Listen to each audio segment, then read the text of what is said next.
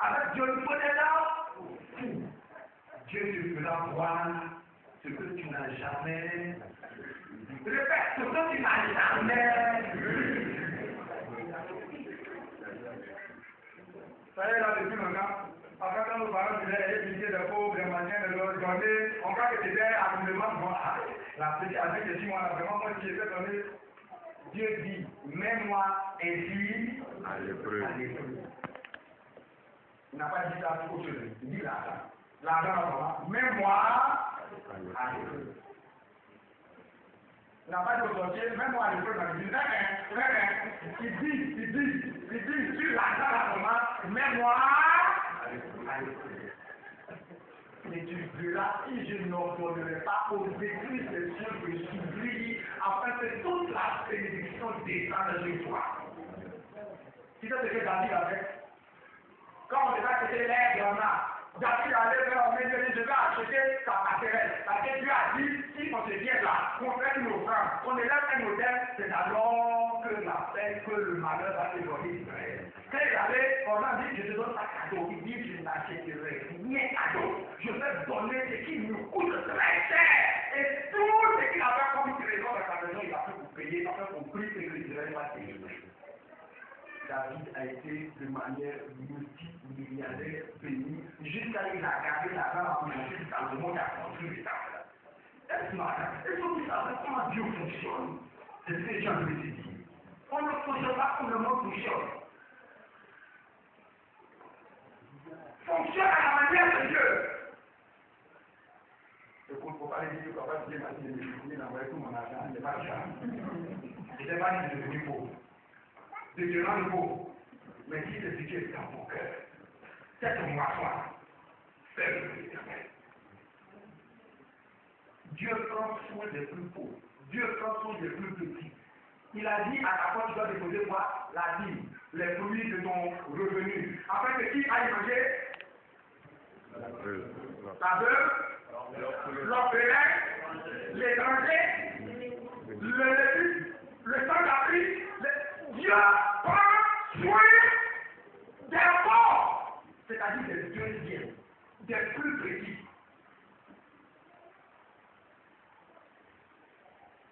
Caïn et Abel, qui était le premier? Dieu a écouté la vraie vie du deuxième. Tu as compris là? Dieu prend soin du deuxième. Ésaïe et Jacob. Ésaïe et Jacob. Dieu a pris soin de qui? Du deuxième. Le lait est là. Mais dans les lait, il a pris qui? Ésaïe est baladé. Les fils de son lait. Quand il a envoyé ses deux fils devant son père, comment je dirais, Jacob, pour les bénir. Il a fait quoi? Il a mis le plus grand à la droite, parce que celui qui reçoit la bénédiction de la droite, il reçoit la double portion. Celui qui reçoit la bénédiction de la gauche, il reçoit la portion normale. Il a mis le plus grand à droite, le plus petit à gauche. En bénissant, le grand-père a croisé les bras. Il a mis la main droite sur le plus petit et il a mis la main gauche sur le plus grand. Et le père dit, non, père, c'est celui-là qui est le plus grand. Il dit, je sais. Dieu, répète, prend soin du plus petit. Alléluia! Alléluia! Alléluia! Dieu agit dans un homme connaît. Paul dit, c'est quand je suis faible, c'est alors que je suis. C'est écrit déjà dans la Bible. Quand je suis faible, au moment où le monde dit, c'est moi qui t'ai combien de terre, tu n'as pas été péché, ou tu n'as pas été de l'église, au moment où il va détacher et il va vous dire, oh Dieu, j'ai péché, quand tu es faible, c'est alors que tu es. Mais quand il te lève, il dit, j'aime beaucoup, je prie beaucoup. Mon frère, attends-toi à tomber. Attends-toi à tomber. Vous ne connaissez pas comment Dieu fonctionne. Que chacun prie et demande la sagesse et l'intelligence à Dieu. Jean-Marie a dit, c'est Saïd. Saïd le premier roi. Dieu dit, je l'ai. Il prend le second et il le fait. Dieu est un Dieu du deuxième. Dieu est un Dieu du deuxième. Mais il ne te laisse pas deuxième. Il te prend deuxième pour te propulser à la première place. Dieu prend soin des pauvres. Si mon père agit comme ça, et toi, c'est comme ça que ton père agit. Et toi, tu es le fils. Tu vas agir comment? Comme les gens du monde. Voilà pourquoi Dieu dit de prendre soin des pauvres, des orphelins, des veuves, des sans-abri. Faites de ça une révolution. Le fait de donner chaque mois ou chaque chose à quelqu'un. Au moins une semaine. Ou au moins par mois. Dans ta vie, dans ce que tu donnes, garde toujours quelque chose pour ceux qui sont là. Je vous jure que l'Église, comme la Bible dit tous les jours, je veux que vous prospérez à l'infini. Moi, je t'apporte le secret. Après, je dis, je t'apporte le secret. Bon, peut-être que ça devient intéressant. Tant pis. J'en arrive à ce que le premier maître de toute la création. Je suis intelligent. Je dis que quand on est premier, Dieu ne s'occupe pas du premier. Dieu s'occupe toujours du deuxième. On est le premier maître de toute la création. Il est intelligent. Qu'est-ce qu'il a fait? Il est venu sur cette terre et il a pris la deuxième place. Afin que par la deuxième place, Dieu l'élève toujours à la première place. C'est l'intelligence. Jésus a pris la deuxième place. Pourtant, il était le premier. 1 Corinthiens 15, à partir de 45, on dit le premier Adam a échoué. Est devenu une âme vivante. Mais le deuxième Adam est devenu un esprit vivifiant. C'est celui-là que Dieu a prié à venir à la première place. Or, je suis de la postérité du deuxième Adam. C'est-à-dire que Jésus de Nazareth. C'est pour cela que de riche il se fait pauvre. Afin que par ta pauvreté, nous tous, nous devenions riches. Paul dit, c'est de ma faiblesse que je dois me glorifier. Il était à Damas, on voulait l'attraper. Qu'est-ce qu'il a fait?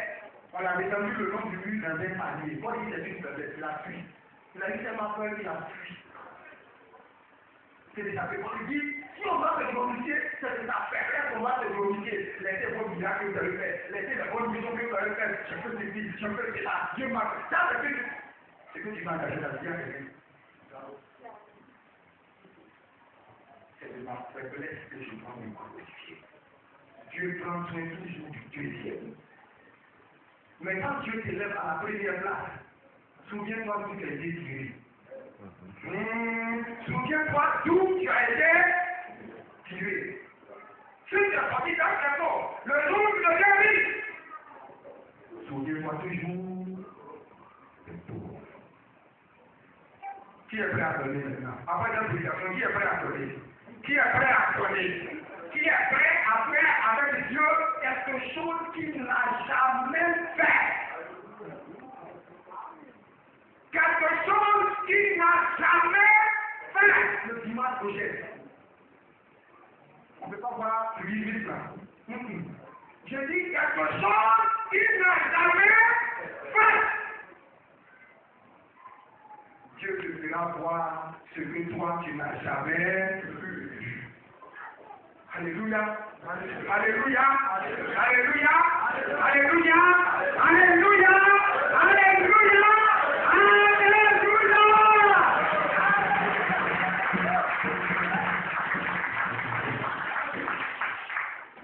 Est-ce que j'ai réussi votre cœur? Est-ce que vous pensez que je vous ai appris quelque chose de bon aujourd'hui?